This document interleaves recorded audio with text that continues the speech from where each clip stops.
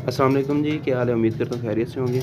एक भाई ने कमेंट किया था कि इसकी 125 के साइलेंसर की बांसुरी कैसे निकालनी है। तो जैसा कि मैंने इस साइड से इसको कट लगा के इसका पीस ये निकाल लिया था। ये इस वजह से कि ये बाइक का हुआ था एक्सीडेंट हुआ था, तो ये जगह इसकी ख़राब हो गई थी। ये मैंने यहाँ से कट लगा के इसको सीधा करके दोबारा से लगाया फिर इसको।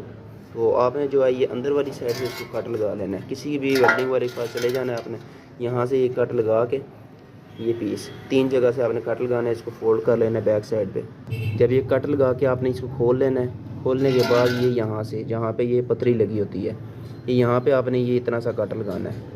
कट लगाने के बाद अंदर जो इसकी बांसुरी है वो आपने वेल्डिंग के साथ कटाई करवा लेनी है। जब वो कटाई हो जाएगी वो बांसुरी जो है पीछे चली जाएगी।